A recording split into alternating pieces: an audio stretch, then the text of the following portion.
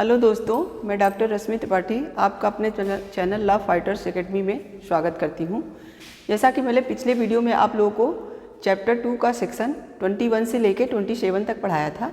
आज मैं उसके आगे सेक्शन 28 से लेके 29A तक जारी रखूँगी और आप लोगों को इसमें एक्सप्लेन करूँगी कि क्या क्या चीज़ें बताई गई हैं। और उसके साथ ही साथ BNS हमारा जो है वो जो 28 से लेकर के 29A तक में बताया गया है IPC में, वो BNS में कहाँ क्या बताया गया है उसको भी डिफाइन करते हुए आगे ले चलूँगी। चलिए तो मैं फिर वीडियो स्टार्ट करती हूँ। जैसा कि सेक्शन 28 हमारा है वो कूटकरण के बारे में बताता है, यानी काउंटर फीट के बारे में। तो बेयर एक्ट अपना उठाइए और देखिए उसमें क्या लिखा हुआ है। जो व्यक्ति एक चीज़ को दूसरी चीज़ के सदृश इस आशय से करता है कि वह सदृश से प्रपंचना करे या यह संभाव्य जानते हुए करता है कि तद्वारा प्रपंचना की जाएगी, वह कूटकरण करता है, ऐसा कहा जाता है। तो क्या कहा गया है? जो व्यक्ति एक चीज़ को दूसरी चीज़ के सदृश, मान लीजिए कोई एक पेंटिंग है, तो किसी फेमस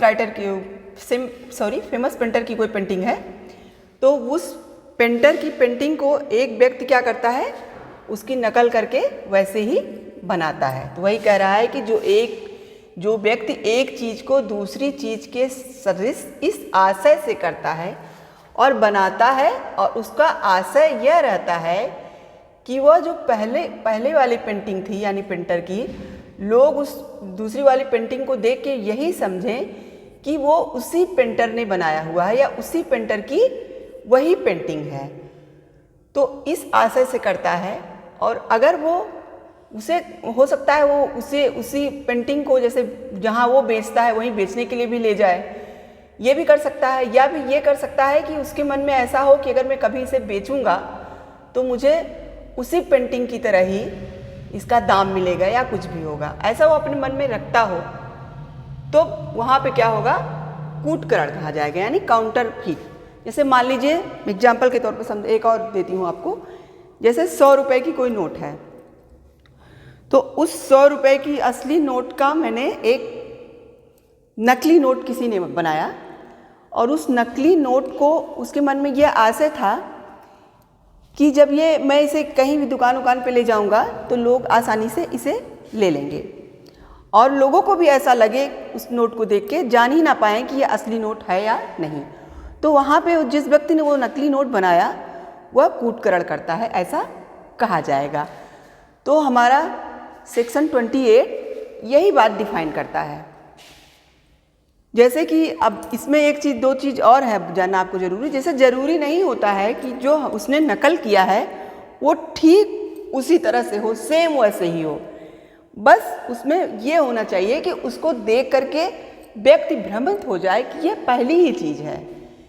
जैसे कोई नोट किसी ने अपना बनाया नकली नोट, तो ज़रूरी नहीं है कि वो हर चीज़ वो डिनोट हो जो हमारे असली नोट में हो, लेकिन हाँ ऐसा होना चाहिए कि एक बार उस नोट को जो देखे तो उसे ऐसा लगे कि हाँ ये असली नोट ही है, तो वहाँ पे कूटकरण ही होगा।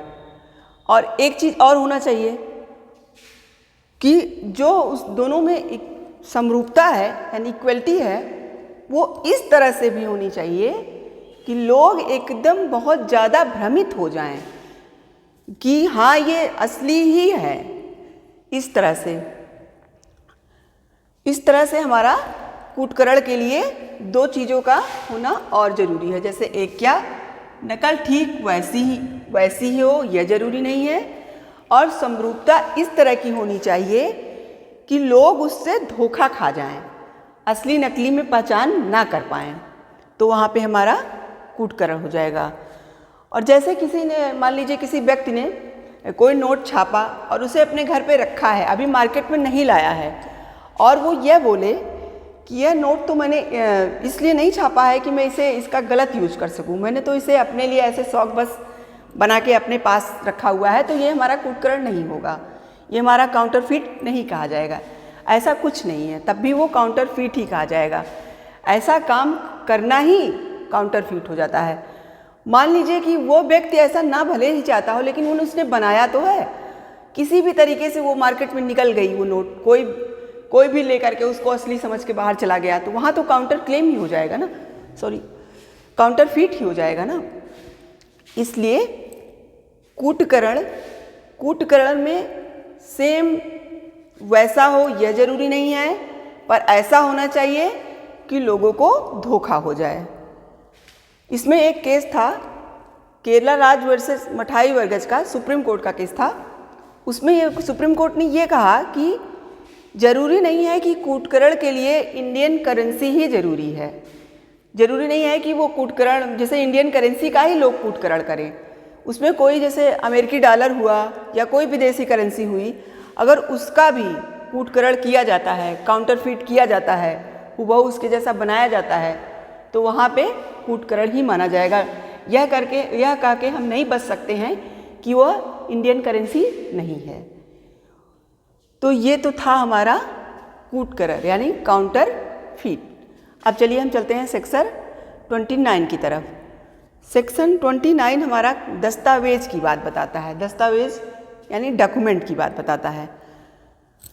तो बेरेट में क्या कहता है डॉक्यूमेंट की एक्सप्लेनेशन में, दस्तावेज शब्द किसी ऐसे विषय को डिनोट करता है जिसको किसी पदार्थ पर अक्षरों, अंकों या चिन्हों के साधन द्वारा या उनमें एक से अधिक साधनों द्वारा अव्यक्त या वर्णित किया गया हो, जो उस विषय के साक्ष्य के रूप में उपयोग किए जाने को आशायित हो या उपयोग किया जा सके। ये हमारा डॉक्यूमेंट का एक्सप्लेनेशन बता रहा है। तो जो हमारे बेरेट में लिखा हुआ है, अब चलिए इसको हम समझते हैं कि अपने लैंग्वेज में इसको हम कैसे समझेंगे।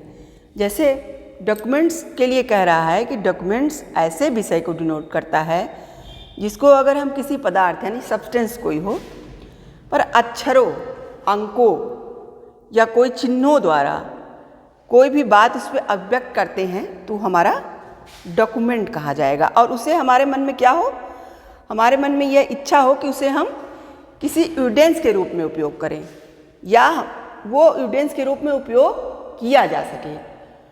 और वो पदार्थ चाहे जो हो, जैसे कि मान लीजिए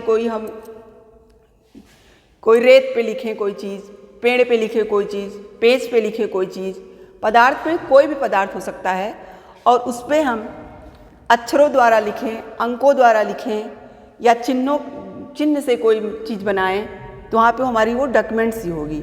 और उसमें ज़रूरी नहीं है कि एक ही अक्षर, अंक या चिन्ह का प्रयोग करें। हम अक्षर के साथ साथ अंक का भी यूज कर सकते हैं, अक्षर के साथ साथ हम चिन्हों का भी यूज कर सकते हैं, एक साथ एक से अधिक भी यूज कर सकते हैं और एक भी यूज कर सकते हैं। वो हमारा डॉक्यूमेंट ही होगा। और वो हमारा आगे चल के साक्ष्य के रूप में उपयोग किया जाने लायक हो या फिर उसे कोई भी उपयोग कर सके साक्ष्य के रूप में। जैसे कि मान लीजिए कि हमने किसी पेड़ पे कुछ लिखा हुआ, कुछ मतलब डिनोट किया चिन्हों द्वारा या फिर अक्षरों द्वारा या अंकों द्वारा, किसी भी चीज़ के द्वारा, तो वो हमारा भविष्य में कभी भी वो डॉक्यूमेंट्स हमारा हुआ भविष्य में कभी भी वो साक्ष्य के रूप में, मान लीजिए हमने ऐसी कुछ ज़रूरी चीज़ उसमें लिख दी हो तो वो हमारा भविष्य में क्या होगा, साक्ष्य के रूप में उपयोग हो सकता है। तो वहाँ पे उसे हम डॉक्यूमेंट्स बोलेंगे, दस्तावेज बोलेंगे। अब जैसे इसमें होता है, एग्जाम्पल के मैं समझा दूं कि डॉक्यूमेंट्स कौन कौन होते हैं। जैसे बैंक चेक होते हैं, हमारा पावर ऑफ अटॉर्नी होता है, हमारा विनिमय पत्र होता है, ये सब हमारे डॉक्यूमेंट्स बोले जाते हैं।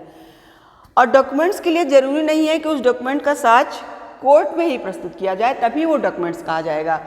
उसे कोई भी कहीं भी साक्ष्य के रूप में अगर उपयोग कर रहा है, जरूरी नहीं है कोर्ट के अंदर ही उपयोग किया जाए तब भी वो डॉक्यूमेंट्स ही कहलाएगा। और इससे भी कोई नहीं फर्क पड़ता कि हमारा जो डॉक्यूमेंट्स है वो किस पदार्थ से के ऊपर बनाया गया हो, या चिन्हों द्वारा बनाया गया है, या अंकों द्वारा बनाया गया है, या अक्षरों द्वारा बनाया गया है। ये बात भी इसमें मैटर नहीं करती डॉक्यूमेंट्स में।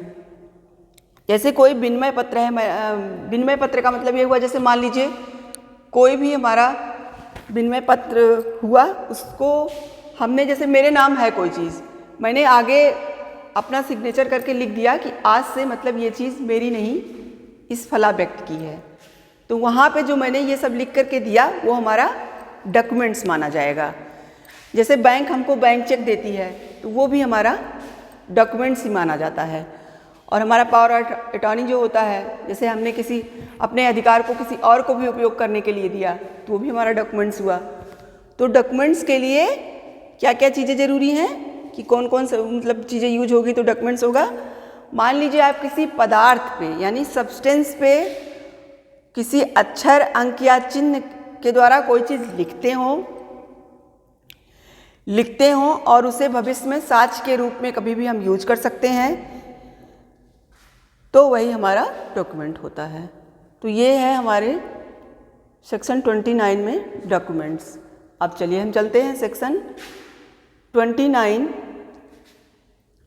में जो है इलेक्ट्रॉनिक अभिलेख के बारे में बताया गया है। इलेक्ट्रॉनिक अभिलेख क्या होता है, तो इसके बारे में तो इसमें नहीं आईपीसी में बताया गया, लेकिन इन्होंने कहा है कि इंफॉर्मेशन टेक्नोलॉजी एक्ट 2000 के सेक्शन 2 के सब क्लास 1 के यस में हमारा जो कुछ भी बताया गया है इलेक्ट्रॉनिक अभिलेख के बारे में वो हमारे आईपीसी में भी वही समझा जाएगा। तो तब भी मैं आपको बताती हूँ कि क्या बताया गया है उसमें जैसे ये कहा गया है कि जैसे कोई चीज़ जैसे हमारा डिजिटल सिग्नेचर है वो भी हमारा इलेक्ट्रॉनिक अभिलेख हुआ। कंप्यूटर पर कोई हमने डॉक्यूमेंट्स तैयार करके रखा हुआ है वो भी हमारा इलेक्ट्रॉनिक अभिलेख है। कोई ईमेल है वो भी हमारा इलेक्ट्रॉनिक अभिलेख है। तो ये है इलेक्ट्रॉनिक अभिलेख सेक्शन 29A।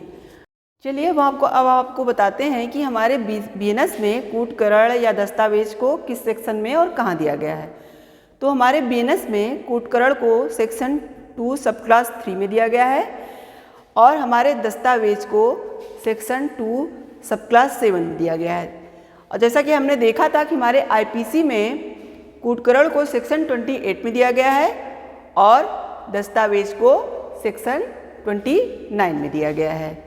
आज के लिए बस इतना ही। आप हमारे चैनल को लाइक करिए, सब्सक्राइब करिए।